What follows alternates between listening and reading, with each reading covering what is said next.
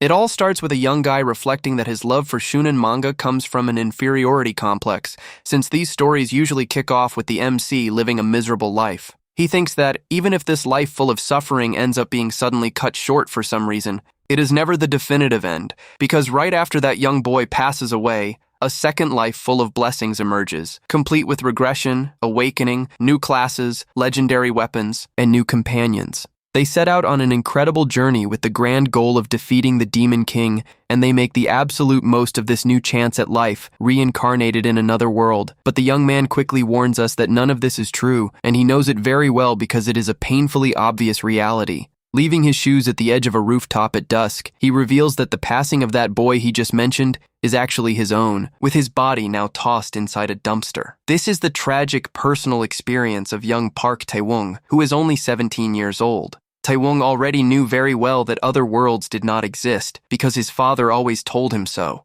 Now floating right outside his own body, he wonders if this is really all there is and says to just forget about that whole otherworld business. He finds it unbelievable that the afterlife is just becoming a ghost, knowing that those who cannot move on turn into vengeful spirits. He feels firsthand that being a vengeful spirit brings an extremely cold and empty sensation. It is a lonely, terrifying, and suffocating existence, becoming an endless cycle of pure suffering. Tae-woong realizes that if he does not keep a firm grip on his sanity, he will end up transforming into something entirely different. He knows that this different thing is an evil spirit, and he thinks his father would lose his mind if he found out the son of a shaman took his own life and became a vengeful spirit. He questions what he should do now, wondering if he will just suffer until he finally becomes corrupted and turns into a wicked soul. Although he admits he chose to leave this life, he complains that he did not want to just stand there staring at his own corpse like that. While Tae-woong laments his choice on the verge of tears, his own body suddenly stands up startled from the dumpster, saying he almost passed away. The body complains of pain and thinks it sprained an ankle, leaving Tae-woong's spirit completely confused by what he is seeing. The body decides it is time to start living life to the fullest, making the real spirit of Tae-woong wonder, what on earth is going on? Tae-woong's spirit tries to start shouting to get the attention of the one who stole his body. He yells with all his might for the guy to wait and stop what he is doing. He runs after him, begging him to wait, but the intruder just walks away, mumbling distractedly. Tae-woong gets really close and asks in an irritated tone if the man cannot hear him, while the body just keeps mumbling. He realizes the intruder did hear him after all, and he gets even more outraged upon seeing the man take his glasses off his face. Tae-woong calls the intruder a body snatcher, but he is caught off guard when the guy grabs his spiritual hair and brags about being a gentleman. Tae-woong is shocked that a ghost can be touched, while the intruder warns that he tried to be nice, but it is just too hard to be patient. The intruder lands a violent punch right on the spirit's face and tells him to watch his tone, making Tae-woong apologize instantly.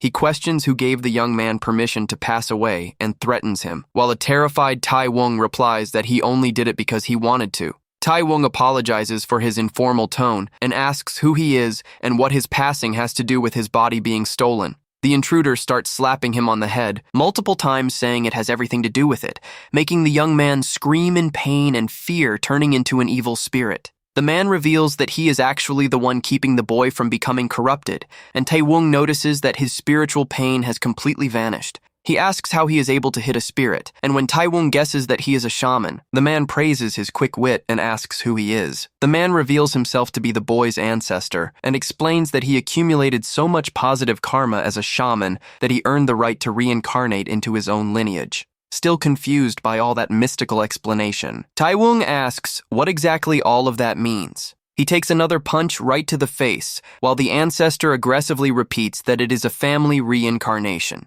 The ancestor details that he was supposed to be born as his descendant, asking what happens now that the only third-generation heir took his own life. The man sighs, saying he wanted to hit him some more, but warns that there is something very strange happening around there. At that moment, he repeats that his destiny was guaranteed by causality itself, which meant that this lineage was never supposed to end before his birth. He points his finger and questions in outrage how the boy could commit suicide and end the lineage all on his own. The ancestor seriously states that the young man's sudden passing is a complete absurdity that totally defies the laws of causality. He demands a convincing explanation and threatens to erase Tae-woong's soul right then and there if the justification for his actions is not good enough. The boy begins to tremble with terror as he tries to speak, asking for a moment to take a deep breath and calm down so he can explain everything. Taewong reveals that the reason for everything was fear, leaving the ancestor puzzled about what could cause so much dread to the point of breaking causality. The man says that fear is cured with more fear and decides to keep hitting him until he speaks, while the boy desperately begs for patience. While the ancestor threatens to take the boy's breath away for good, he suddenly cuts himself off upon noticing a strange purple energy emerging on his arm. Seeing the mystical marks glowing on his own body, the man lets out a sigh and finally understands what was truly happening. The ancestor warns with absolute seriousness that the boy is possessed by something extremely dangerous and repulsive. He wonders how such a deep and ancient grudge could latch onto a boy so young like that. The man admits to himself that he rarely saw a resentment as violent as that one, even when he was still alive. Taewong reveals that his father worked in a regular office, leaving the ancestor confused, since he thought he was a shaman. The young man explains that his father was indeed a shaman, but he only worked on it in his spare time because business was in a crisis. The big problem is that one fine day, his father left for a work trip and simply vanished without a trace. In the end, only he and his father's belongings were left, including a very dangerous ancient vase that had been passed down from generation to generation. But without Taewong's father around to take care of it, the magical seal on that ancient vase began to wear out and everything started to go downhill when Taewong was using the computer and heard a strange noise coming from another room. He stood up to check, realizing right away that it sounded like something had broken inside the house. As he approached, the young man froze, unable to understand what that was and why a strange shadow was standing right there. He saw the broken vase and wondered why, remembering that he had already been living as the son of a shaman for 17 years. He knew that even if he saw a real ghost, it would be a bit scary for anyone, but he was already somewhat used to supernatural apparitions because of his father's secret profession. Without thinking much of it at the time, Taewong decided he would just clean up all that mess the next day. He decided to head out to the convenience store to buy a few things, trying to remember what he actually needed. It was precisely at that moment that he encountered a bizarre creature in the shape of a giant hand for the very first time in his life. Back in the present, the ancestor asks if his father had no friends, and Taewong replies crossly that he did indeed. The boy remembers his father always told him to look for his best friend, who was an extremely powerful exorcist, if anything ever happened. This friend of his father's was a strong man who hunted wild beasts at night and asked for silence so as not to scare the other animals. The monk would tell a creature that he understood its pain, but asked it to hold on just a little longer because soon it would all be over. Suddenly, the monk was caught by surprise by Taewong's desperate cry, calling out to him in the darkness of the night. The man wondered who could be knocking on his door at such a late hour, and was confused to see the young man standing there so terrified. He was monk Byomcheol from the Byomho temple, who quickly asked if Taewong needed more money for his daily expenses. Taewong explained, shouting that something terrible had escaped from the vase at his house and chased him, but the monk told him to say no more. The monk placed a hand on his shoulder and stated that he already knew exactly what was going on. Byomcheol said he did not need a single word to understand, while staring at the massive, monstrous silhouette looming right behind them. The monk seriously admitted that the situation was very concerning and that he would prefer 1,000 times over if the problem were just money. He warned the boy that he had brought a giant monster along with him, leaving Taewong frozen in absolute terror. Several gigantic purple hands rapidly advanced toward them out of the darkness. Calling the monster impatient, the monk began to deliver swift and precise strikes to hold off the attack. He kept counting each attack he masterfully blocked, protecting the young man who was cowering right behind him. With incredible physical strength, the man kept striking the creature's claws without showing any sign of weakness. However, the monster did not seem to feel the blows and kept advancing with its frightening, gigantic hands.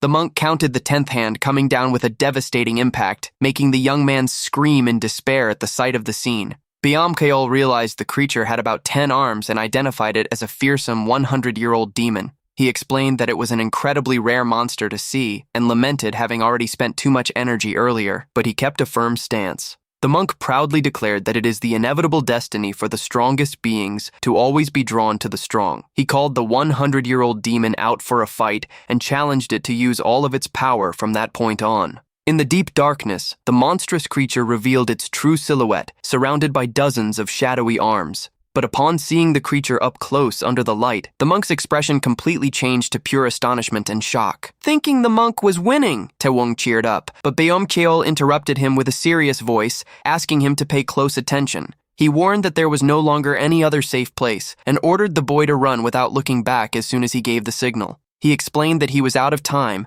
and warned that if he did not show up to get him by dawn, only one option would be left. The monk told the young man to end his own life if he did not return, leaving Tai Wung outraged and confused by such an absurd order. But the young man understood the real danger upon remembering the 100-year-old demon with 10 arms, which was an almost impossible monster to defeat. While fleeing in desperation, he heard the commanding shout to run and wondered what that terrifying creature could possibly be. He left the monk fighting against the hundreds of shadowy hands, ran straight back home, and stayed there waiting for his return. During the wait, the boy was consumed by the terror of impending doom, anger toward his missing father, and guilt over the monk's fate. He began to cry uncontrollably, apologizing over and over, already knowing that Monk Byumchul unfortunately never came back. The ancestor shocks Tai Wung by categorically stating that the creature was not a 100-year-old demon. Tai Wung insists that the creature had hundreds of hands and asks fearfully what on earth it actually was then. The ancestor explains that they were called disasters or calamities, legendary beings that stood at the absolute top of evil spirits. He reveals that the true name of those fearsome and destructive entities was 1,000-year-old demons. The ancestor concludes that only a monster of that level could distort causality, but Tai Wung asks why it would target his body of all things. Tai Wung falls into despair, saying they are both doomed, but the ancestor tells him to shut his mouth because his head is already hurting. The shaman ponders that if the demon has not found them yet, it either lost their trail or the monk managed to eliminate it by sacrificing his own life. Suddenly, a wicked and suffocating pressure begins to rise around Tai Wung, leaving him terrified. The ancestor realizes it is impossible for it to have been defeated, since they are dealing with a living calamity, making the boy scream in terror. The 1,000-year-old demon emerges laughing in front of them, releasing an overwhelming aura that makes it clear it never lets go of its prey. The ancestor shouts in shock as the demon's colossal claw comes down mercilessly in their direction. He tries to pull back as he feels his spiritual power weaken and yells at the monster to stop. Noticing that the beast possesses the intelligence to speak, he introduces himself as the ancestor of that body and questions why an immortal being would want such a pathetic vessel, proposing they do not fight. With a terrifying and macabre grin, the demon mockingly replies that talking about fighting is far too barbaric. The monster scoffs, saying that it would not be a fight since he considers the shaman to be nothing more than an insignificant microbe before his absolute power. Suddenly, the ancestor falls to his knees, screaming in pain and clutching his head under the creature's powerful mental influence. The demon continues to humiliate him, saying he should have never dared to wish for a friendly chat with a divine being. The monster says that to speak with him, the shaman should have brought the legendary founders of his lineage, or the first shaman king, Chachang. Only then would the ancestor deserve to hear a single word from him, leaving them both frozen before that overwhelming power. The monster tells him to witness absolute violence, but the ancestor stands up furious and asks who the demon thinks he is talking to. The demon is taken aback when the shaman says he irritated him and that he should have accepted a friendly chat when he had the chance. He warns that he did not want to waste power since his reincarnation was ruined, and asks if the monster has a desire to pass away by attacking him mentally. With his eyes glowing intensely in blue, he asks if the demon truly knows who he is, revealing himself to be Namhai Chachang. Namhai Chachang lived in the legendary era of Silla, more than 2,000 years ago, a chaotic period where demons and evil spirits were just as common and roamed just as freely as wild animals through the forest. Back then, if ordinary people let their guard down for even a single second, they would be caught off guard and fatally attacked by creatures of darkness. A terrifying, red-eyed demon emerged right behind the young masked traveler in the darkness.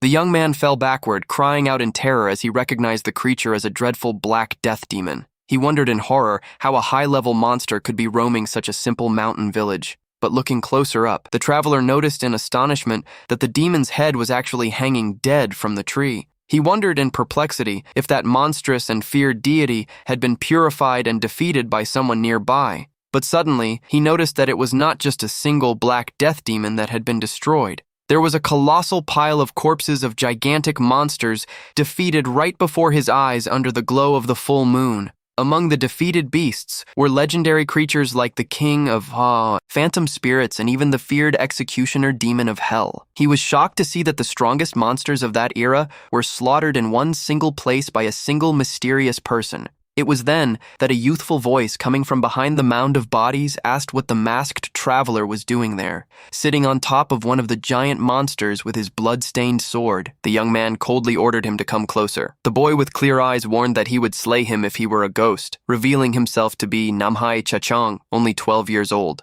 The 15-year-old traveler was shocked, wondering how a boy who was not even of age had done all that on his own.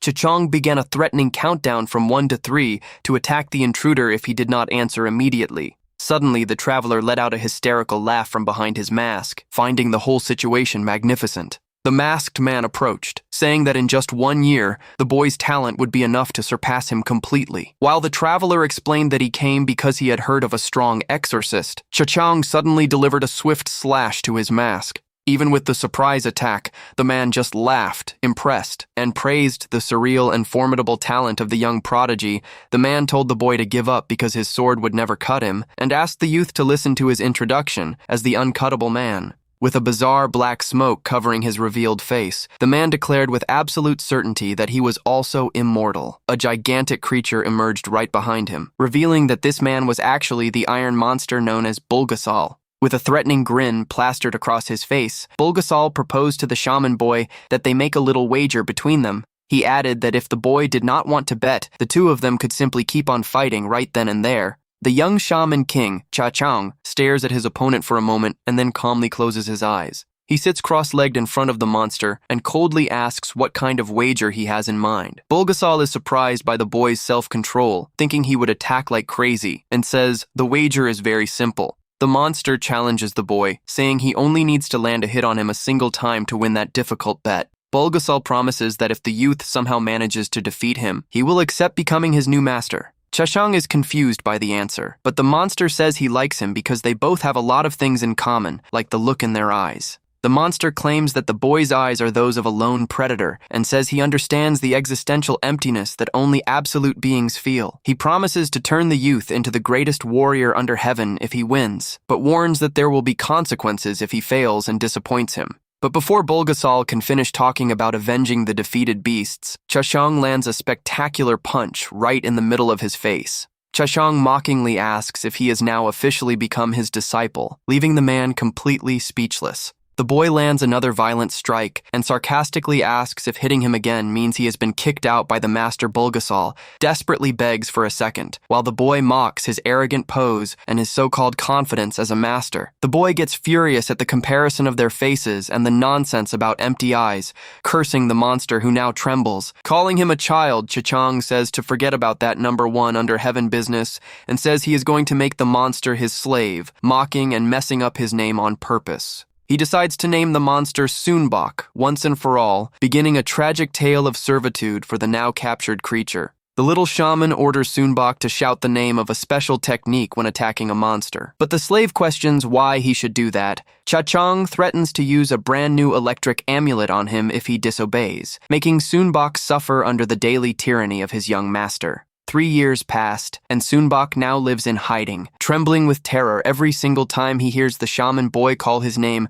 Chachang finds him holding a strange vase and asks why he did not answer, hearing as an excuse that Sunbok was just sleeping. Smiling, the boy says he created a perfect tool to help him fall into a deep sleep, leaving the monster intrigued. He presents a 1,000-year sealing vase made to trap him for millennia and threatens him on the spot, making the monster beg him to wait. Taewon connects the dots and asks in astonishment if that happened to be the exact same mystical vase that was kept in his house. The demon roars in anger, confirming everything and promising to wipe out the shaman's entire lineage. While Chachang himself mocks him, telling him to quiet down, Chachang tries to calm the monster down in a comical way, asking Sunbok to listen to him and making up a story that he only acted that way in the past out of shyness. He shamelessly insists that everything he did in the past was solely for the slave's own good, leaving Taewon shocked at his side. The demon tells him to shut up and delivers a crushing blow that almost hits them, causing the two to dodge by a hair. With his eyes wide with terror, the boy listens to the monster furiously shout that he had already clearly warned them not to irritate him anymore. The 1,000-year-old demon roars with all its might for the shaman to shut his mouth once and for all in that deadly combat, holding Chachang's body effortlessly. The demon lets out a wicked laugh and jeers at the pathetic state of his former master. The monster arrogantly asks if the shaman thought he was still that same weak and helpless Sunbok from the ancient era. He claims that he kept accumulating power and growing much stronger during all the millennia. The shaman was asleep. He humiliates the shaman, saying that now he is nothing more than a microbe reincarnated in a fragile body, terrifying Taewong's spirit. The monster asks if he truly believed he would be able to defeat him as he unleashes a brutal sequence of rapid attacks. However, in the midst of all that fury and consecutive strikes, the demon suddenly feels that there is something very wrong happening. Even with an obvious difference in power, Cha-Chang dodges everything with impressive agility and shouts for them to talk it out. The demon gets confused upon noticing that all of his swift, deadly attacks were unbelievably missing. The target Cha-Chang complains that the monster brought this upon himself, warning that he tried to apologize peacefully earlier. He realizes in disbelief that his gigantic claws failed miserably to hit that small human body, leaping high into the air. Cha-Chang says the mistake was his for neglecting Sunbok's training and not raising him right. The 1,000-year-old demon is left in complete shock upon hearing that absurd provocation coming from his former master. Concentrating a powerful pressure around himself, the shaman states that since Sunbok never learns, he will have to take a beating first. He charges with an overwhelming punch, saying the two can have a friendly chat once the demon regains his senses. The strike hits the 1,000-year-old demon's face with so much violence that it totally deforms the monster's face at the moment of impact. Feeling the devastating force of that insane attack from his former master, the demon screams Cha-Chang's name in pure desperation. In the present, Cha-Chang straight up explains that his soul is currently in an extremely unstable and delicate state. While sipping some hot soup, he complains that his reincarnation turned into a disaster because of them, and because he used strength that the body cannot handle. He warns that if the boy has a conscience, he will have to help him accumulate good karma so he can reincarnate properly in the future. The shaman warns that he will do this by doing what he does best, closely observing how things work in this modern era. He points out that the current world, full of crimes, cheating, and lies, is the perfect environment for the emergence of dreadful evil spirits. The shaman smiles excitedly and confidently concludes that the answer to accumulating karma here is extremely simple. With a determined look, the ancestor declares that the best way to accumulate karma is by wiping out all evil spirits. Smiling, he presents his grand plan to carry out a true and complete eradication of corrupted souls. The demon Sunbok slams the table hard and yells that that is absolute nonsense, questioning if the shaman has lost his memory. He complains that he cleaned up the shaman's mess for 3 years, only to be locked away for 2,000 years, and refuses to repeat it all over again. Sunbok calls his master shameless, but Cha-Chang cuts him off, asking why he thinks the vase broke so suddenly. The shaman reveals that the vase broke because the time was fulfilled, and that, after this period, the seal grants a blessing of physical restoration. He explains that this special blessing completely restores the original human body, Sunbok possessed before being sealed. Showing an amulet that was in the vase, the shaman guarantees that he will get his dream body back if he sticks it on his forehead. The shaman tosses the amulet onto the table and scolds Sunbok for being so short-tempered, declaring that the demon is now under an official contract. The shaman warns that he will beat up the bullies who trouble Taewong, but orders the boy to serve as a soul channeler in exchange. Taewong recalls that he did not turn into a wicked soul thanks to his ancestor's help, who agrees and says the boy should be very grateful. The boy asks apprehensively if he would have simply been destroyed had he not been a blood descendant of that ancient shaman. He pours his heart out, saying that the pain and emptiness he felt as a vengeful spirit were so intense that he understood how souls get corrupted. The youth reflects that most evil spirits must just be suffering souls who did not even know what was happening to them. With a sincere look, Taewong argues that their duty is to grant salvation to these lost souls and not just wipe them out. The shaman stares at him in surprise, thinking that this boy is just a rookie with zero spiritual experience or exorcism skills. He is shocked to see the youth suddenly manifest a glowing aura and enter an advanced state of immersion. He is amazed because immersion is an incredibly rare mystical state that requires fanatical conviction, achieved by the youth through his desire for salvation. The shaman bursts out laughing and proudly concludes that the boy really is his blood descendant, as he inherited all of his stubbornness and audacity. The shaman says he can repeat that nonsense once he gets strong, and invites him to finalize the mystical cooperation contract. To the shaman's surprise, the youth gets worked up and demands a formal contract, complete with all 4 major standard benefits. The ancient Scylla warrior is completely lost, not understanding a single thing the modern boy is trying to say. Tai Wung insists that since the ancestor will be using his body, it is mandatory to draw up a formal employment contract in accordance with modern laws. Sunbok asks confusedly if these benefits are like the heavenly kings, and Tai Wung tries to patiently explain about retirement and health insurance. While the youth explains about sick leave and unemployment benefits, the demon Sunbok suddenly snatches the amulet that was on the table. The demon transforms into black smoke and bolts out of there right then and there. Leaving the two shocked at the restaurant table, Tai Wung asks if the swindler just ran off, unable to believe he did that right after getting his human body back. The shaman crossly confirms that the monster simply ran away without looking back through the establishment's door. Tai Wung tries to calm him down, saying the demon must just be shy, and suddenly points excitedly, stating that he is coming back. A very sharp-looking young man in a suit with white hair enters the place, leaving the shaman surprised by the speed of his physical transformation. Tai Wung praises the beauty of Sunbok's new human body, commenting that he was a pretty attractive guy when he was alive. The boy calls Sunbok over to sign the contract, but the shaman suddenly notices that there is something very wrong with the newcomer's posture. Tai Wung points out that they are right there and asks what he is looking for, but the white-haired young man ignores him and keeps looking around. The man in the suit snaps his fingers intimidatingly while holding a red rosary glowing with mystical energy. With a cold and piercing gaze, he slowly advances toward the table where the two shamans are sitting. He gives a smirk and darkly whispers that he finally managed to find them there in that restaurant. Tai Wung is left completely speechless and paralyzed with fear by the heavy energy emanating from that strange guy.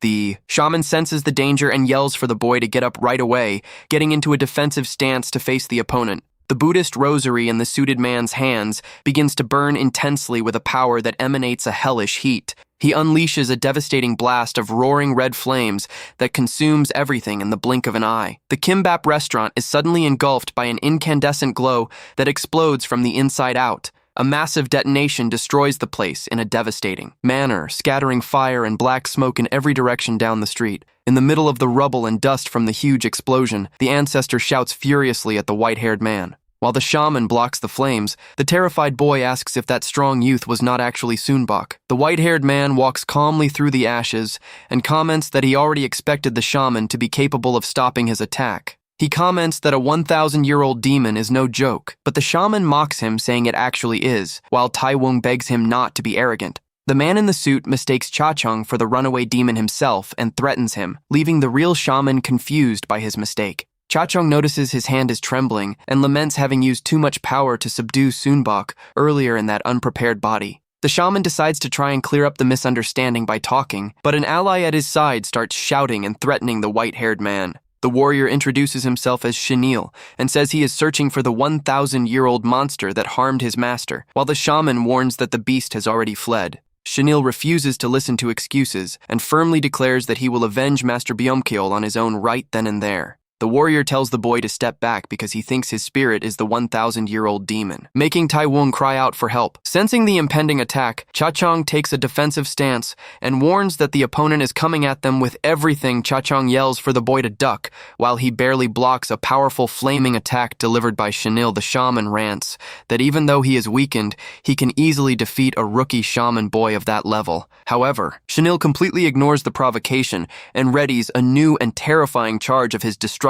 flames. A colossal column of fire bursts in their direction, leaving the ancestor jaw-dropped at such a display of spiritual strength. The shaman recognizes the guy's impressive talent, but confesses to Tai Wung that he does not have enough energy to manage to block the attack. With a tense smile, he complains that these modern kids are way too overpowered and do not even give him time to catch his breath. Chenille warns with absolute chilliness that he does not want to hear any more small talk and prepares to deliver the finishing blow. The guy relentlessly wishes for him to rest in peace while unleashing his full flame attack toward the target. Suddenly, a sword appears, blocking Chenille's flames, as Sunbok reappears at the last second, saying he cannot do that. Sunbok lets out a relieved sigh and jokes with the shaman, saying that situation almost ended very badly for them. However, the heavy pressure from the blow delivered by Chenille ends up scorching and completely breaking the mask Sunbok was wearing on his face. Chenille stares at the smoke, intrigued, and firmly asks who the long-haired man is who just saved the shaman.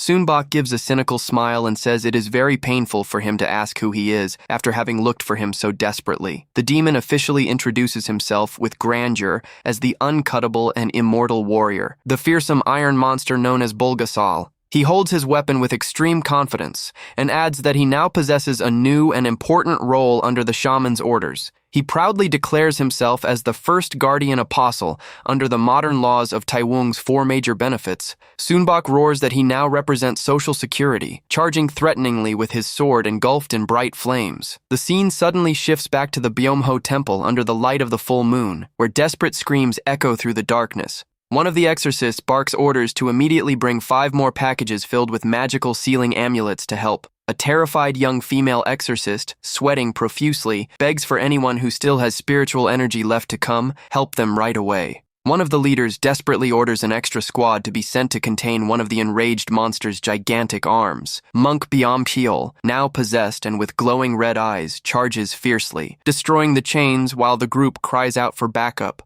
Another shaman warns that all men have already been deployed into combat and that there are several severely injured people on the front lines. A young red-haired female exorcist falls into despair, saying she is at her absolute limit and will not be able to hold the monster. She warns that her strength is rapidly depleting, but her companion yells at her to stay focused and pull herself together in the fight. He reminds her that that possessed man is the strongest combatant in the entire organization, ordering her not to dare falter in the face of danger. Branch Director Kim Seho screams at the top of his lungs for the members to focus on the fight and not tarnish the name of their prestigious exorcism company. The subordinates reply that they will do their best, but admit between their teeth that the team has already reached the limit of their strength against the creature. He notes in horror that the crazed monk is fighting with nothing but raw physical strength, without using mystical energy, and pushing everyone back. The possessed monk roars terrifyingly, proving that he truly is the powerful head of the combat division known as the Tiger Gate. He is the legendary Captain Byomkiol of the famous Ryong Exorcism Company. Leading one of the 12 main branches of the organization,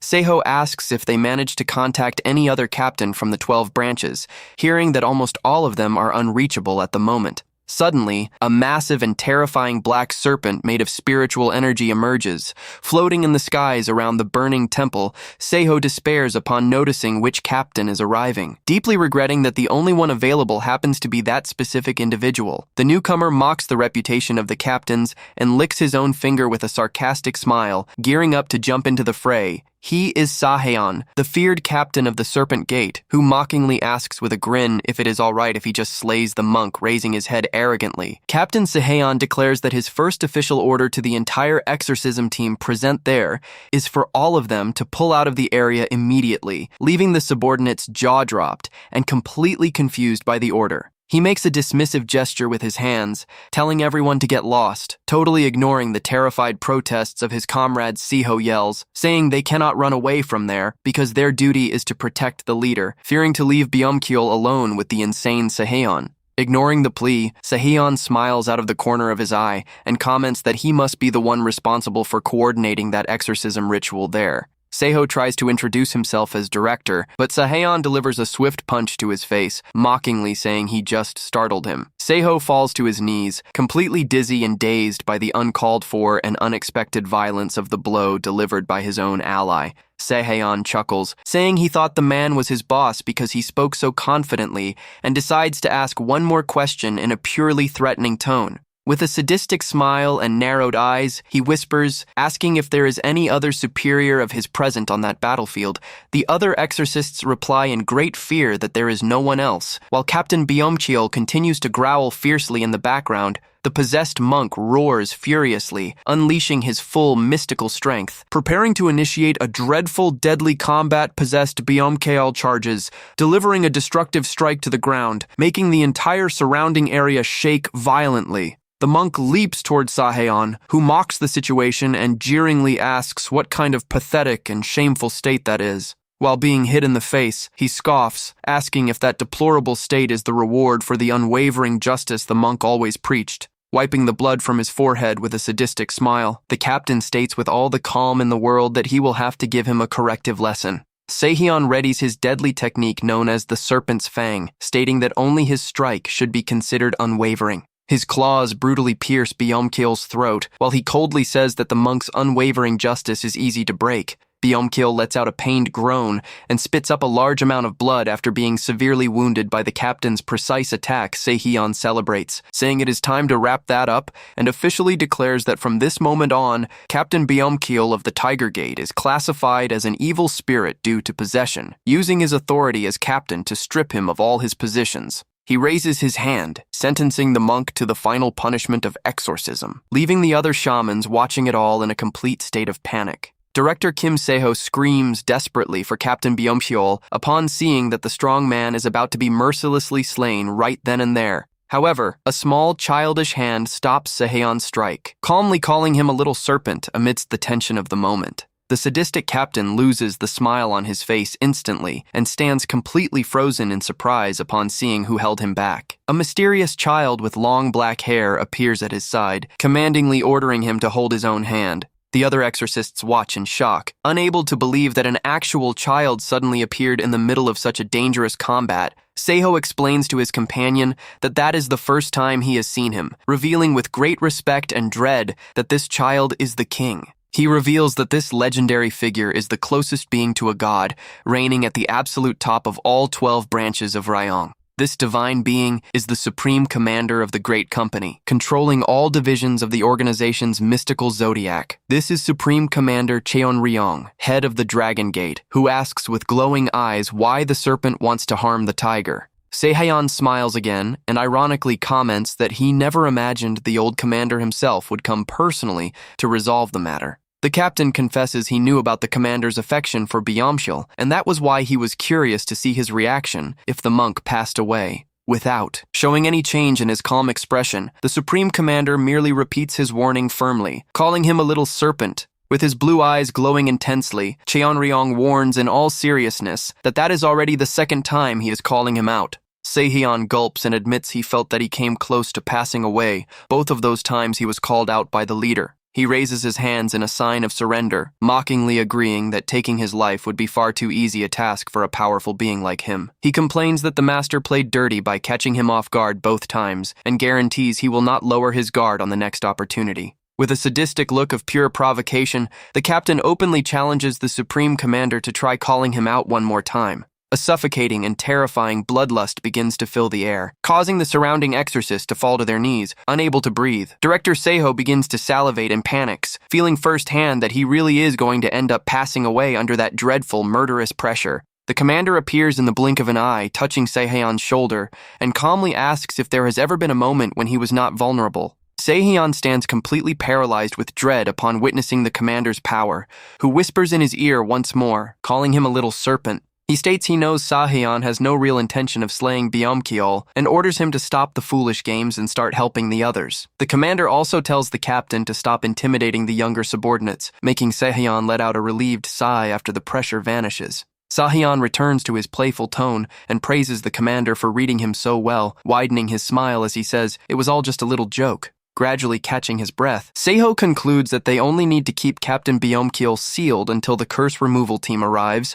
Sehyeon says not to worry about the monk's pierced throat, promising to sew him up later since he is from the experienced research division. With the commander's orders in hand, Sehyeon laughingly drive everyone out of there, causing Seho to desperately and weakly protest against the order, kneeling with great respect before Cheonryong. Director Seho begs for the king to hear his desperate cry for help. Even knowing that Cheonryong's word is absolute law, Seho says he is willing to risk his own life to make that humble request. He explains that since the two captains have never gotten along, leaving Sehyeon alone in charge of looking after the injured Byomkil is an absurd danger. He begs for at least a small group to be allowed to stay, and the leader praises his loyalty to the monk. Gently touching his face with affection, Cheonryong tells Seho not to worry because he has already given his word, and suddenly a drop of mystical water causes the director's injured eye to heal. The Supreme Commander looks back with his usual total calm and rhetorically asks Sehyeon if his judgment is not correct. Sehyeon smiles in agreement and amusingly comments that he would love to see that always serene facial expression of the old master crumble one day.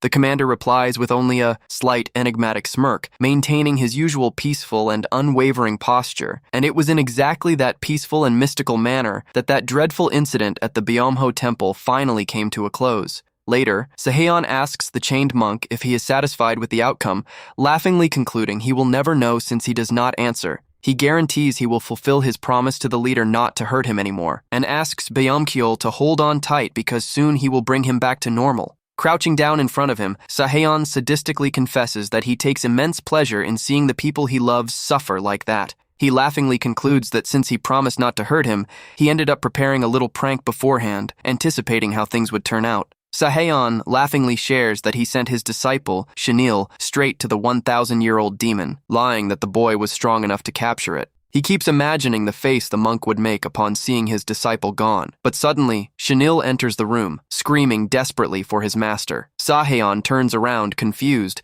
and wonders what young Shanil is doing back so soon. Shanil firmly calls out to Captain Sahaeon, while Sunbok, in his original body, merely observes him in silence. Shanil greets the captain on behalf of the Tiger Gate, and a surprised Sahaeon responds, wanting to quickly clear up a doubt. With a cynical smile on his face, Sahaeon asks the boy if he finally managed to avenge his master. Shanil stammers, saying things got a bit complicated, but Sunbok interrupts him, complaining that they are pressed for time.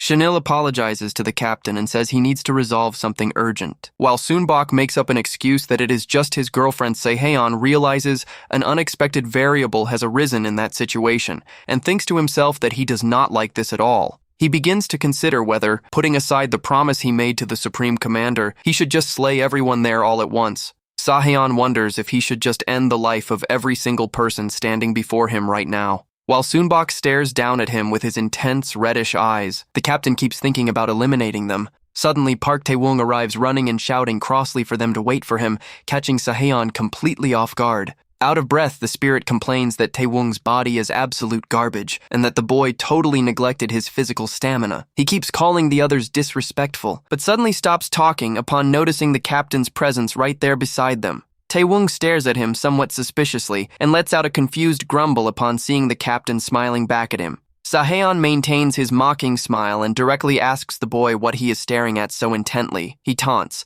asking if the boy is not going to bow his head, but Taewong just keeps staring at him fixedly in silence. The story then goes back in time, showing what happened 2 hours before the encounter between Sahaeon and Cha Chung's group. With that, we are introduced to Park Soon-mi, an 87-year-old lady who is the owner of a humble diner. In the middle of massive destruction, an intense battle of flames takes place between Shanil and Sunbok right before the elderly woman's eyes. Seeing all that destruction around her, the elderly woman accepts her fate and peacefully thinks that she has already lived a very long life. Shanil is left in shock at his opponent's power level, thinking that a master of that caliber is rare even within the company. He realizes that Sunbok dodges his flame technique without the slightest effort, something ordinary people would not even be able to see. Cha Chung praises Sunbok, saying she looks incredible, explaining that the synchronization became perfect now that she regained her wonderful original body. He ponders that despite the human body being weaker, the white-haired enemy could barely do anything against her. Cha Chung concludes that she grew much stronger over this past millennium,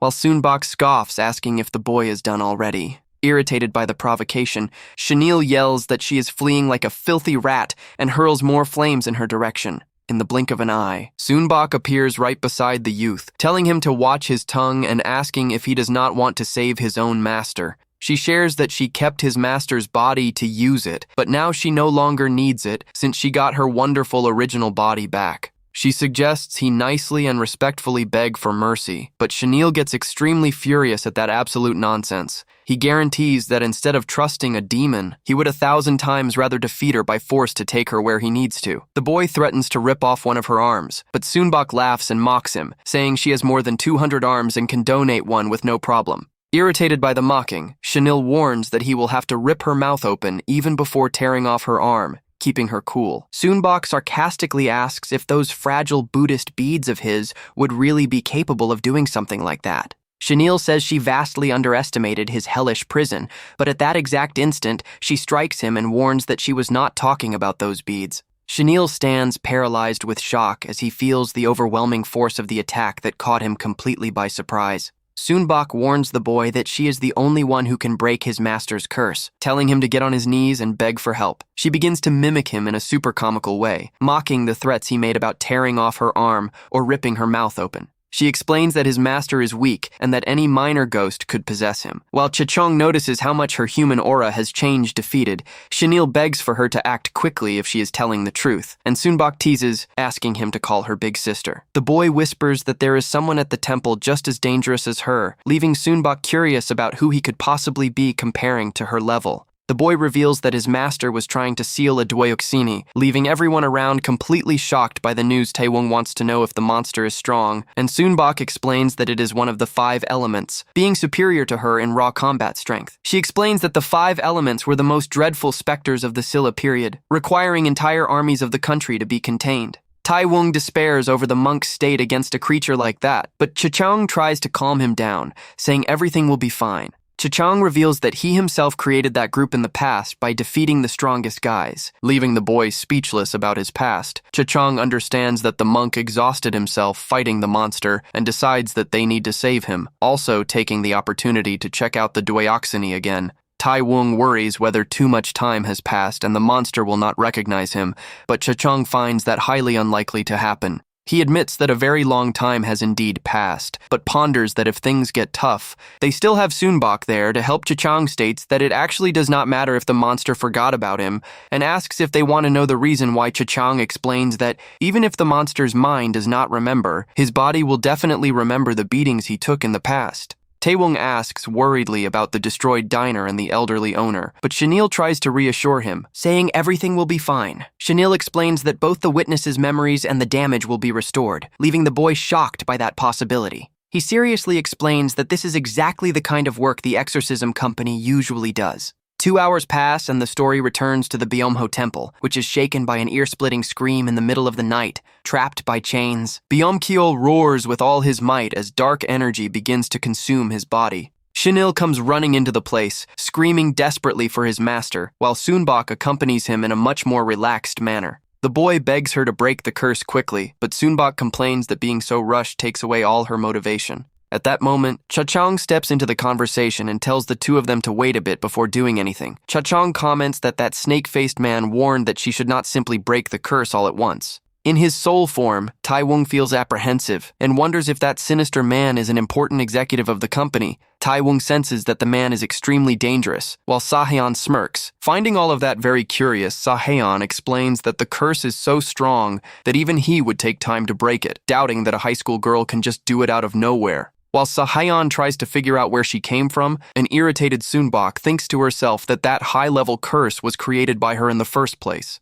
The story goes back in time to show Chanel explaining to the group that the exorcism company serves to protect the balance between humans and monsters. Chanel alerts that to the company, the existence of beings like them is a dangerous anomaly, and no one knows how they would be judged. Therefore, the boy asks that, at least until they save his master, they do not reveal their identities and avoid contact with the company. Sunbok makes up an excuse that she was spying on her boyfriend out of jealousy, leaving young Chanel completely desperate over the lie. Chanel crossly complains about her disobeying his warning, but Sunbok defends herself, saying she panicked and made up the first excuse that came to mind. Cha-Chong tells the two of them to stop their couple's quarrel, explaining that now they need to undo the seal and the curse almost at the same time. He alerts that as soon as he releases the seal, the monster will attack them with everything and turn that whole place into a true field of ruins. Cha-Chong explains that he previously planned to wait for the monster's energy to run out, but now he no longer needs to do that for a very simple reason. Sunbok suddenly opens her mouth in surprise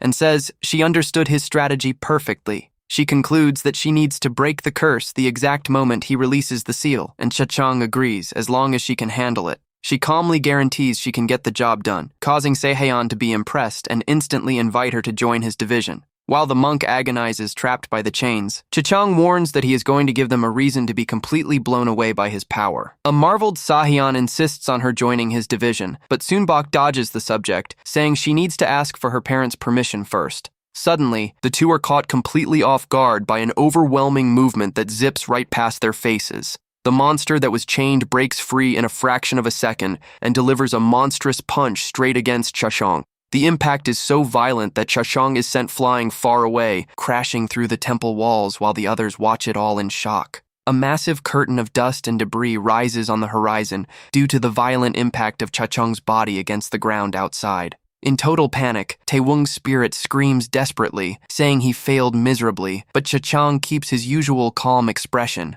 Cha-chang denies the failure and explains that, in reality, that wretched monster took a very specific action at that moment. The monster celebrates, saying he finally crushed Cha-chang's face and begins to count the opponents still left inside the temple. He crushes the remaining heavy chains with his bare hands, outraged that mere humans dared to try and trap him like that. Taking heavy steps that shake the floor, he roars, saying he will never forgive those worms for trying to trick him. However, the dreadful demon suddenly pauses to comment on the quality of the human vessel he just possessed. He says that the feeling of using that strong body is so incredible that he is even feeling a bit merciful toward them. The Goblin King Dueoxini, now controlling Monk Byom-keol's body, directly asks which one of them broke his curse. Sunbok raises her hand in a very casual manner and calmly confesses that it was she herself who broke his spell. The monster lets out a sarcastic laugh upon seeing that it was a simple woman, finding that revelation very amusing. He proposes to spare only her life if she accepts to become his bride, leaving Sunbok shocked by the sheer audacity of it.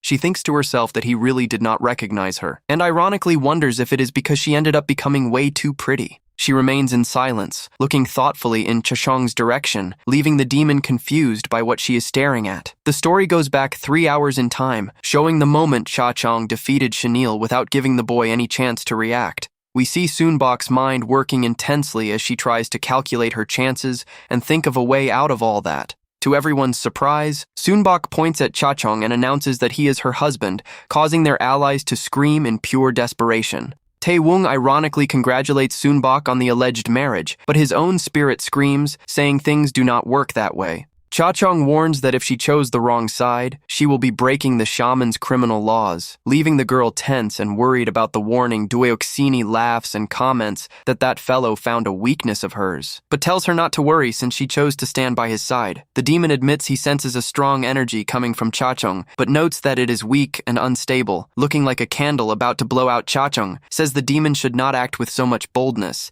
asking if he still has not recognized him even after seeing his spiritual energy. Cha-chang begins to question how he could have forgotten him despite the passage of time, but suddenly stops mid-sentence upon realizing something he remembers, that his current spiritual power is at rock bottom, concluding that the monster truly would have no way to recognize him in this state. Faced with this conclusion, Cha-chang just gives a smirk and thinks to himself that he finds this whole situation very amusing. Dueoxini comments that he understands Sunbok's confidence, but mockingly says she made a terrible mistake this time by choosing that weak ally. Cha-chang approaches and warns that in the world of goblins, loyalty is considered far more important than life itself, intriguing the demon. He says that if the demon cannot recognize him on his own, he himself will make sure to remind him, leaving Sunbok quite tense about what is to come. An irritated Dueoxini asks what nonsense he is talking about, while Cha-chang places his hand on the monster's shoulder and asks if he remembers something. Cha-chang smiles and asks if he remembers the blows they traded under that ginkgo tree on an ancient autumn night. The monster freezes in complete shock, while Cha-chang approaches smiling and confirms that he really is his big brother. He introduces himself as the master of the 5 elements, who gave the demon the very first defeat of his life. His big brother, Cha-chang smiles and asks if he agrees that once a big brother, always a big brother, leaving the demon tense. Sunbok is surprised to hear Cha-chang's name and wonders about that story of him being the demon's big brother. She begins to recall a specific law that Cha-chang had cited previously, Article 2 of their criminal code. She apprehensively recalls the first paragraph of that law, realizing she might be in deep trouble because of her recent choices. However, the demon suddenly questions Cha-chang, asking for the real reason he considers himself his big brother. He easily lifts Cha-chang by the collar and says he listened in silence to all that nonsense, wanting to know who he thinks he is. Cha-chang gets confused and asks if he is not the Goblin King Cheong-bi, leaving the demon intrigued by that unknown name. The monster bursts out laughing and explains that that is the name of the first-generation leader, revealing that he is Jeokbi. The third-generation leader Jeokbi warns that he found all of that amusing, but guarantees he is now going to slaughter every last one of them, making Chanil prepare for the fight. Upon hearing that whole revelation about the goblin generations, a smile of relief appears on Sunbok's face. She lets out a relieved sigh and laughs happily, realizing that, after all, she did not break any of their sacred laws. The story explains about the creatures known as dokaebi, who possess physical attributes vastly superior to those of any ordinary human driven by pure pleasure and hormones. The dokaebis were obsessed with entertainment, but their greatest source of pleasure was not drink or lust. It was bloody combat, because for these vigorous beings, fighting to test each other's strength was considered the most noble and sacred ritual of their lives. However, since their hierarchy is eternal once defined, and with their population dwindling, internal fights gradually began to vanish. To resolve this, the first king of the Dokebis decided to create a bloody tournament every 100 years, dubbed the Dokebi War. This ritual served to re-establish their hierarchy and elect the strongest as king, being the festival responsible for choosing the Dueoxini. During the final to decide the third-generation leader, young Jeokbi interrupts the elder to ask who their current king was. The elder tells the youth to wait for the result, but Jeokbi disrespectfully pulls the old man's beard and insists on knowing who the strongest guy there is. Upon learning that the boy is only 92 years old, the elder says it is no wonder he is insolent since he is practically a minor. The elder reveals that the strongest one there has held the title of second Dueoxini for 1,000 years, leaving the boy shocked by such longevity. The elder tells him not to be amazed, emphasizing that the warrior surpassed all limits by maintaining the title of strongest for so long. In the combat arena, one of the gigantic warriors falls defeated to the ground and declares his withdrawal from the bloody tournament. The second Dueoxini, Nokwangbi, praises his opponent, saying he fought very well, and crowns himself the grand winner of yet another round. All the Dokebis around celebrate Master Nokwangbi's victory, as he maintains his unbeatable position as leader of the second generation. The defeated opponent asks if he never grows old and congratulates him on reaching the historic milestone of 1,000 years as their Dueoxini. It is at this time that young Jeokbi suddenly appears behind Nokwangbi, directly asking if he is the king of that place. He introduces himself as Jeokbi and says he heard from the elder that if he defeats him in a fight, he will be considered the strongest there. Jeokbi asks, with all the audacity in the world, if he minds if he takes the position of king, causing Nokwangbi to let out an amused laugh. Nokwangbi warns that color-based names can only be used by strong warriors, but the boy confidently replies that he truly is strong. The warriors shout at the boy's insolence for ignoring the rules of the tournament, but he fires back saying that that is exactly why he is asking for permission. One of them warns that the king is exhausted after the fights, but Nokwangbi says a legitimate Dokaibi never refuses a combat that crosses his path. The great king cracks a daunting smile and confesses that, actually, he is just starting to warm up for the night's fun. He warns that he intends to teach the youth a severe lesson for breaking the rules, and asks if he is fully on board with the consequences of that. In the face of that dreadful threat, Jeokbi merely cracks a wide, monstrous grin, showing his sharp combat fangs. Without hesitating for a single second, the youth leaps into the air with great speed and tries to land a crushing punch against the powerful king. He attacks by surprise, without saying a single word, creating a massive shockwave that destroys the stone floor around them. Nokwangbi is quite surprised by the strength of the attack and thinks to himself that this boy truly has something special. Jeokbi yells, telling the old man to grit his teeth as he charges with everything, surprising the king with his impressive speed. The surrounding Dokaibis laughingly comment on his youth, saying everyone there had already taken a lesson from Nokwangbi when they were younger. The elder thinks that taking a beating from the king will serve as a good lesson for the boy, but suddenly he is totally surprised to see the direction of the fight. And the elder had a good reason, because the fight he thought would be completely one-sided ended up becoming an intense exchange of blows. 1, 2, 3 direct clashes. The two continued to trade blows non-stop and at an absurd speed. Jeokbi lets out a wild laugh as that dispute transforms into a fierce and extremely balanced combat between the two. The spectators are left jaw-dropped seeing the boy fight on equal terms against the king, unable to believe that absurdity. The elder analyzes that although it looks like a tie, there is an obvious difference because the opponent is the Dokaibi king who has seen it all for nearly 1,000 years. He explains that the king's experience is overwhelming, and at that exact instant, Nokwangbi buries the youth into the stone floor with a brutal strike. Even so, the elder recognizes that he is a rare talent and predicts that he will surely be the next king, a prediction that was not wrong. However, the elder's prediction ended up failing due to just one small detail that changed the entire course of that story. The battle that was supposed to end quickly continued for hundreds of blows, and the clash ended up surprisingly extending for an entire day. After that, the relentless and devastating confrontation continued without a truce for 2 consecutive days. The ruthless dispute between the two monsters kept dragging on for the 3rd day in a row. and the insane exchange of punches kept moving forward, without giving any quarter until finally completing the 4th day of combat. Finally, after 4 days, 4 hours, and 32 minutes of an extremely grueling battle, the loser of that historic combat was finally decided, with young Jokbi falling to his knees on the ground, totally spent. He remains in silence with his head down, panting and feeling the weight of defeat after fighting the king for so long. The only detail the elder missed was that No Hwangbi was the one defeated, causing the position of king to be replaced in just 4 days. Jokbi sighs in relief over winning, but admits he secured the throne by completely ignoring the rules and the order of the tournament. He cracks his neck and comments that he was worried about what the others would do if they complained about a young guy messing up their tournament. However, to his surprise, everyone kneels with respect before the new king, who thanks them for being recognized as leader. He cracks a terrifying smile and declares that from that moment on, he will proudly inherit the legacy of the former king No Hwangbi. The demon shouts, saying he will reign for 1,000 or 10,000 years, but Sahaeon appears by surprise behind him, warning that his reign ends today. The monster is left in absolute shock upon realizing he was unable to sense the approach of any presence around him.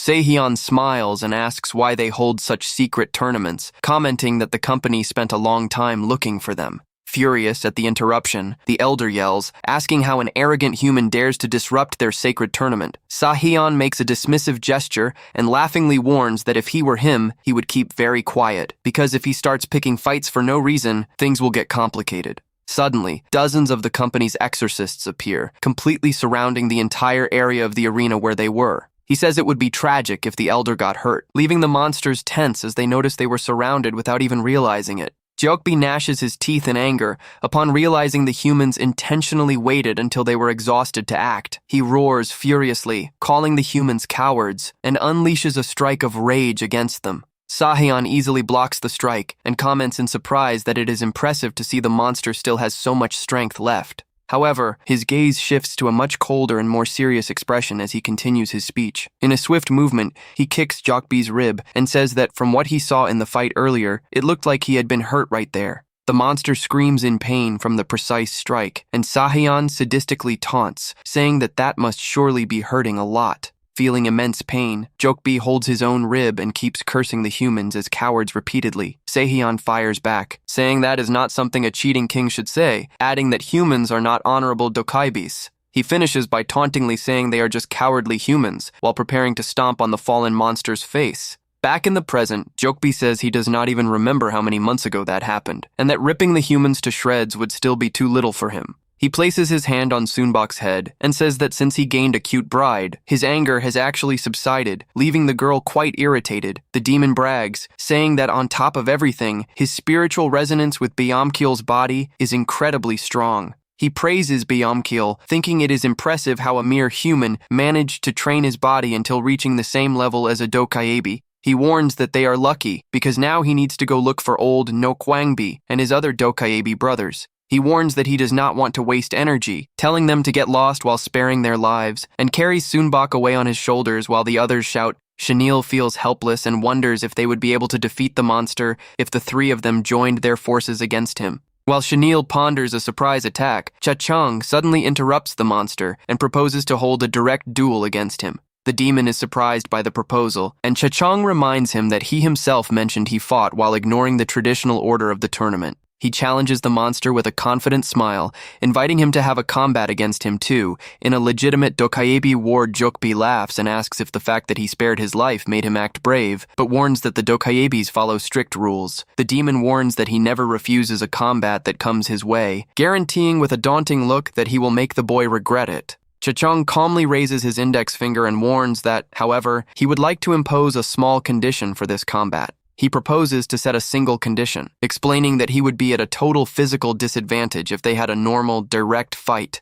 Cha-Chang suggests they trade alternate punches fairly, one at a time, leaving the powerful Jokbi completely confused. The boy taunts, asking if the monster is afraid of losing, if he accepts to fight this way, leaving the demon in complete silence. Jokbi asks if he really thinks he can win like this, but accepts the challenge, making Cha-Chang praise how straightforward he is to accept. Without wasting time, Jokbi shouts that he will attack first and lands a monstrous punch straight onto Cha-Chang's chest. He praises the boy's courage and says that since he promised to spare his life, he ended up holding back his strength a bit when hitting him. Jokeby comments that enduring a direct punch from a Dweoxini means he must have been very strong in the past, while the boy spits up blood. He brags, saying he is the strongest Dweoxini of all, and warns that there are some mountains in this world that simply cannot be crossed. The monster says he hopes this serves as a lesson for the boy's arrogance, while Chenille runs over worriedly to see if he is okay. Suddenly, a cold and calm voice echoes through the place, warning that now it is his turn to receive the blow. Cha-Chong stands up bloodied and angrily repeats that it is his turn, leaving the demon and Tai-Wung himself shocked by that endurance. Tai-Wung's ghost complains, saying he should train that body more frequently, and Cha-Chong merely gives an awkward apology. Tai-Wung admits he should have worked out more, but Cha-Chong ponders that the durability and regeneration of that body are incredibly abnormal. He recalls that the boy's physical body had already recovered very well after having jumped from the top of an entire building previously. He concludes that that is surely not the body of an ordinary human being, but rather the body of a true shamanic successor. With a smirk, he realizes that that major discovery changes his plans a bit, and the way he is going to approach the battle. Jokeby says he was going to hold back his strength so as not to tear the boy's body apart, but decides he will have to fight more seriously from now on. He explains he was just going to give a quick blow to show who is boss, but changed his mind, making the boy ask if he has completely lost his mind. Cha-Chong tauntingly warns that the only one who lost his senses there was the demon himself for having dared to mess with him.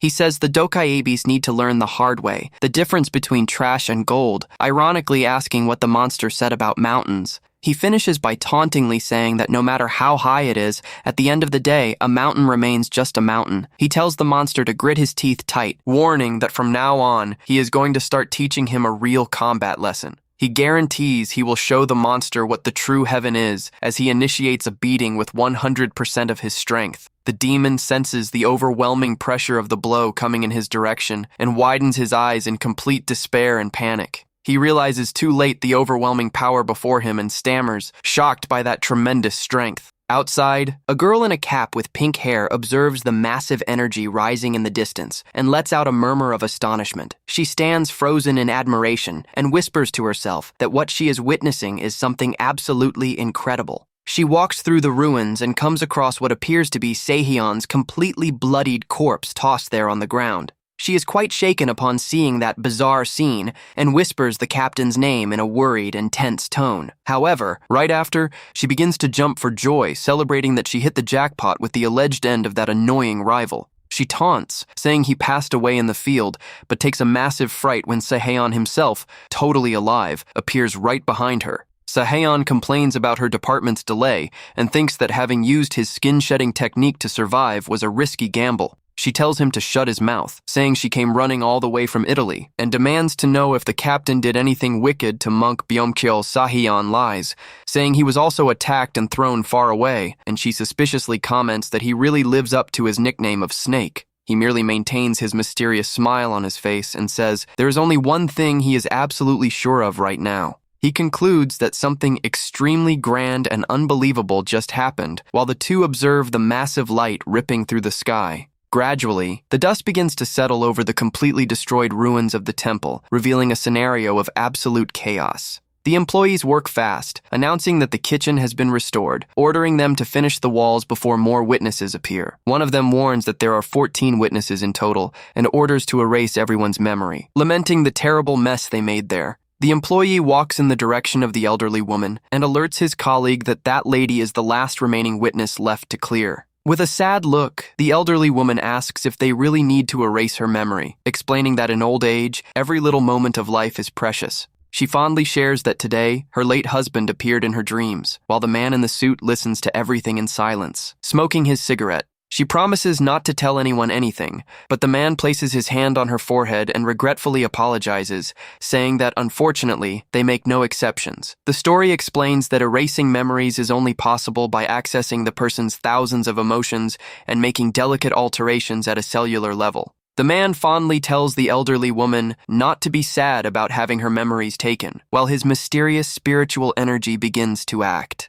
He ponders that, on the other hand, consuming and absorbing so many other people's memories is like having to live in a true eternal hell every single day. Meanwhile, Sehyun just observes that cleanup operation in silence from afar, maintaining his mysterious and thoughtful look over everything. Sunbok looks shocked at her own hand, while Taewong's spirit observes the scene without understanding what happened. Jokbi becomes thoughtful and directly asks Cha-chang the reason why he acted that way. He wants to know the reason Cha-chang missed that devastating punch on purpose at the last second.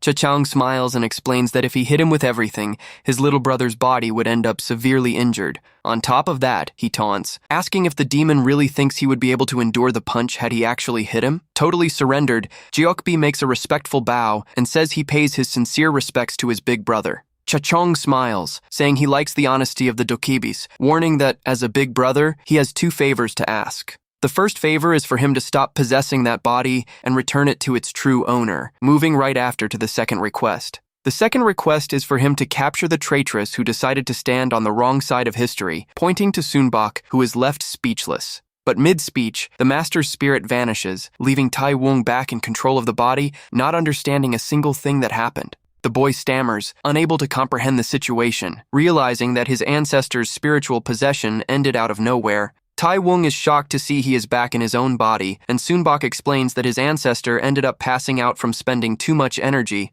She tells him to take advantage while his body isn't stolen again, but at that exact instant, she is struck by a violent punch. Jokbi lands a heavy punch that sends Sunbok flying far away, making her let out a gasp of surprise at the sudden aggression. She lands on her feet but gets extremely furious, drawing her wooden sword while trying to understand the reason for that sudden aggression. She yells, asking if he lost his mind, complaining that she is his senior and that attitude is a massive lack of respect. Jokbi seriously clenches his fist and replies only that task is the second favor his big brother asked to fulfill. He says he needs to capture the traitress, but she ironically interrupts him, leaving the demon confused, not knowing what to answer. She asks if he knows for how many years she stayed by his big brother's side, stating that she is an expert at dealing with Cha-chang. She crossly explains that the master stopped talking in the middle of the request, so she questions why the youngest sibling is interpreting things however he pleases. She suggests several cute endings that the demon's master could have said, and the monster naively agrees that line of reasoning makes sense. She yells furiously, telling the monster to get on his knees, while in the background, Chanil runs to see if Taewong is okay. After the end of the possession, Taewong asks why he is perfectly fine after taking a direct punch from the demon, and Chanil reveals that absurd physical resistance belongs to his own body. Chanil shares that he found things strange and started to observe everything closely, concluding that his prediction was right about his nature. He seriously reveals that Taewong is actually a successor, leaving the boy completely confused and surprised by that revelation. Chanil says he first needs to explain the term originator, and asks the boy to think of it as if it were a true ancestral deity. He explains that they call originators the ancestors who are sources of special power, like Cha-chang, and that they leave their DNA for the direct lineage. Chanil continues explaining that when this special DNA keeps accumulating over generations, eventually someone with the power of the originator is born. He shares that the rare people who inherit this great strength are called successors,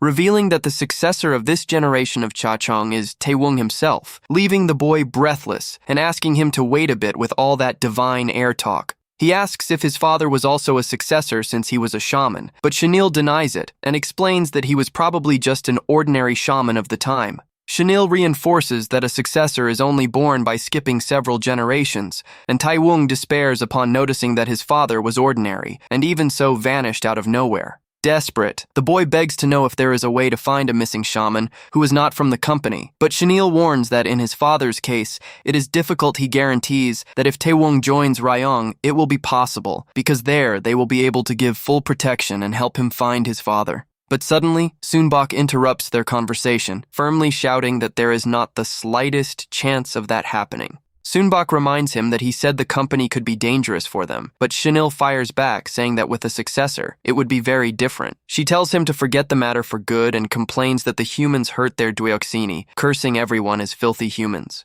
Sunbok complains that they do not seem trustworthy, but out of nowhere, Myo-yeon appears hugging her and says in a cute way that the company is not that bad. Myo-yeon comments that she ended up getting a bit delayed because she was arguing with Seheon, leaving Sunbok shocked that she approached without being noticed. Without caring about her shock, Myo-yeon decides that first they need to put the house in order and organize that whole chaotic situation. Jokbi gulps and fearfully thinks that his demon eyes were not capable of even seeing that girl's rapid movements. Suddenly, Myo-yeon notices the young exorcist's presence and greets him cheerfully, leaving Chanel quite surprised to see her there. Chanel calls her by the title of Captain Myo-yeon, the leader of the Rabbit Gate, who humorously praises him for his usual effort. She asks with interest if Chanel knows what happened, mentioning she is very close friends with Beomcheol and asking him to share the details. Out of nowhere, her look turns completely cold, and she asks in a threatening tone if she needs to eliminate that demon right then and there. However, Jukbi himself speaks up calmly and warns that there is no need to do that. Drawing the captain's attention, he explains that his big brother has already ordered him to return that human body to its true owner. The demon adds that since he gave his word and promised to fulfill his brother's order, he will absolutely do exactly that. Chanel accepts his words and seriously agrees that the promise of a legitimate dokaibi really is worthy of trust. Myo-yeon changes the subject and asks if the only intruders there are Soonbok and the blue-haired boy, and Chanel timidly confirms. Myo-yeon cheerfully says that before they say goodbye, she would like to clear up any misunderstanding, leaving Taewon confused.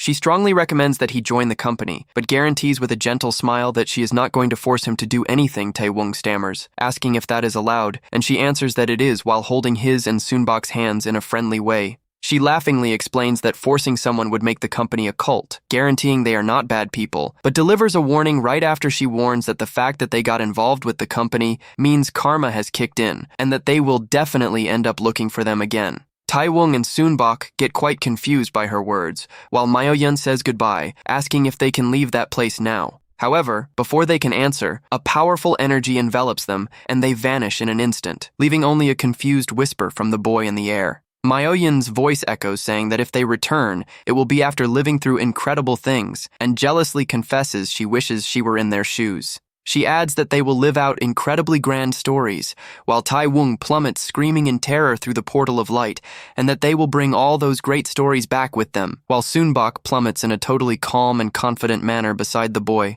She cheerfully shouts that she will be anxiously waiting for them, while the boy desperately begs for her to wait a second as he falls. Taewon's desperate cry echoes until they crash onto the stone floor right in front of the diner, which is totally restored as if nothing had happened. The boy stands up in shock upon looking at the diner and realizing it actually went back to normal. Without showing a single bit of damage, he peeks inside and sees that the elderly woman is also fine, shocked, wondering if even absurd things like that are possible to do. Soonbok advises that he join Ryong if he has no better plans, leaving Taewon confused since previously she had forbidden any contact. She confesses she's been thinking, and as much as she was caught completely by surprise, that pigtail-wearing girl with the company cap had a presence impossible to detect. Besides remembering that that snake-faced fellow endured a direct punch from the Dweoxini without passing away, she emphasizes that he kept right on talking with the girl even after suffering that brutal blow, leaving Taewon quite startled by that. She comments that Monk Beomcheol also had a body that transcended human limits, remembering that Chanel called those strong ones captains. She thoughtfully concludes that there are at least 3 absurdly strong warriors with that rank of captain inside the organization. At least 3 captains of an overwhelming level, plus a mysterious supreme leader who commands all those warriors of monstrous strength. Soonbok ponders that it would be wise to have an organization with so much power as an ally, making the boy ask what she intends to do. Then, she scoffs, saying allies are for the weak, and says goodbye to go enjoy her own body, leaving the boy shouting and asking where she is going. She warns him to head to school quickly because there must be people waiting for him there, leaving the boy quite surprised by the unexpected advice. Taewon becomes very thoughtful on the way, trying to imagine who exactly would be waiting for him at school at that moment. In the classroom, we see a big, red-haired student looking very irritated, wondering if Park Taewon has skipped school for 2 days. He gnashes his teeth in pure rage as he curses Taewon for selling him what turns out to be a fake talisman that did absolutely nothing at all. The boy scratches his head worriedly upon realizing that the only people waiting for him at school are precisely the bullies who want to finish him off.